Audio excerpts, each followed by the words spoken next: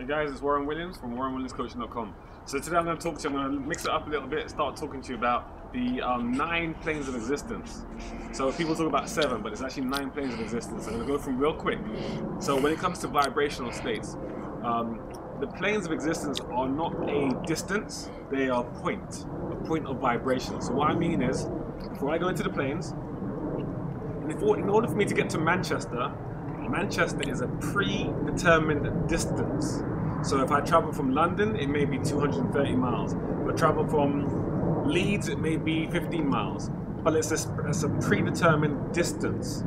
America from London is a predetermined distance. The states, or the 9 planes of existence, are not based on distance. Whether I'm in China or in London, if we're both vibrating at the same frequency, we can access that point regardless of where we are. Hopefully that makes sense. It's not about distance, it's about vibrational state. So let's go through the 9 planes. So the first plane that pretty much everyone is aware of is the plane of the material plane, or the physical plane. So the material plane or the physical plane is the plane that most people are on right now. It's physical, it's solid. It means matter vibrates at the slowest frequency. And let me just say this for now. The greatest addiction of the soul is matter, because it's what you think is real. So people's perception of what is real is the physical plane. So the plane of force is the next plane. So first of all, we have the material plane or the physical plane. The plane that vibrates at the slowest frequency. The next plane is the plane of force. The plane of force, in simple terms, stimulates the physical world. So the tree, the bark and the wood of the tree is the physical plane. What stimulates the life force to allow it to grow and change is the plane of force. So prana, don't worry about what you hear in the background, that's just a bird playing in the tree. Prana, or life force, is the plane of force. The plane of force is much like wind. You can feel it, but you can't see it. So that is the plane of force. The plane of force, once again, stimulates the physical plane. The next plane after that is the mental plane. The etheric or spiritual plane is the third plane. So the etheric or spiritual plane is the plane of energy. So the vibrational state of who you are, the soul, the energetic force of you, what some people call the egg to the yolk. So the yolk itself is the yolk inside the egg. So that central point of you, that what people call ishq in Arabic, which just means that the empathic soul feeling part of you, that part of you that is instinctual, that is the spiritual you, or etheric you, or ether being. Okay, that is the third plane. The fourth plane is the mental plane. The mental plane is the plane of mind. If you have to conceptualize something, that is your mind. Now what you notice with the mental plane is that you can share a thought with somebody and they can call you and say, "Oh, I was just thinking about you." That's because you both accessed that plane at the same time. So you were able to communicate on the same vibrational frequency or mental pathway, connect to that person's thought as they connect to you and phone them. And that's why they say, "I was just thinking about you." So the mental plane has to think. The mental plane is thought or consciousness. That's the mental plane. The plane after that, vibration, is what's known as the plane of truth.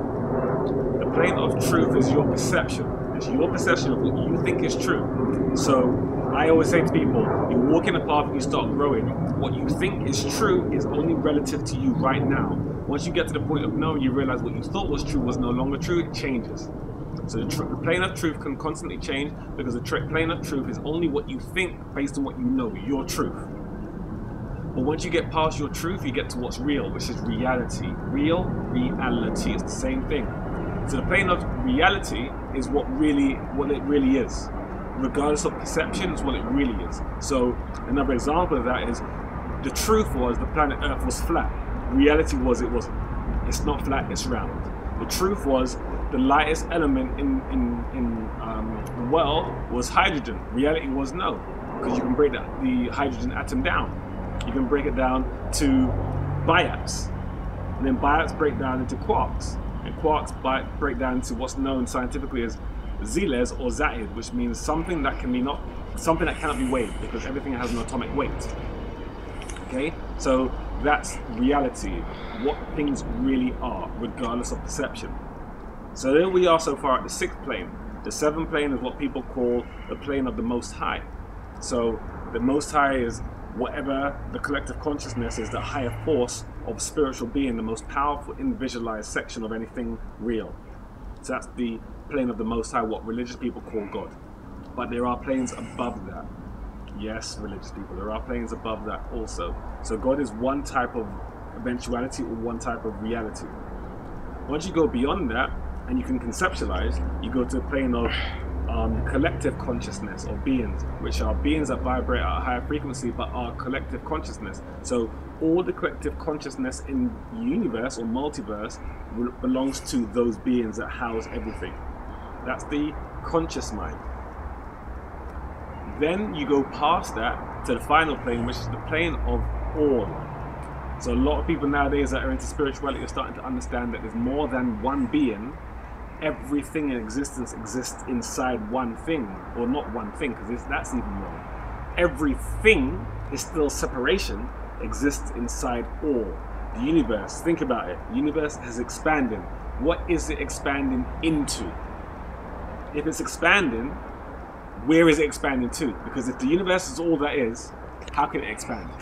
It has to be expanding into something or somewhere. That is all. So those are the 9 planes of existence. Why are they relative to you? Simply because you exist.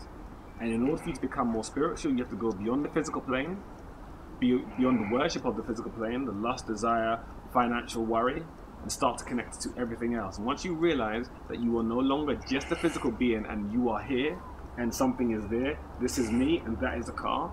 Once you realize everything is connected and everything is a part of something and something is a part of everything, there is no longer any hate, there's no separation, there's no war, because you are part of everything and everything's a part of you. Whatever you inhale, I exhale, and vice versa. Once you understand that, you start to connect and you realize that, what's the point? There's so many bigger things in the world. We're so connected, we should all love each other. And that's what it really is about. Hopefully that kind of makes a little bit of sense to you. Some of you may not get it, but if you're on a journey, you'll eventually get to the point where you understand and comprehend. It's all love. WarrenWilliamsCoaching.com.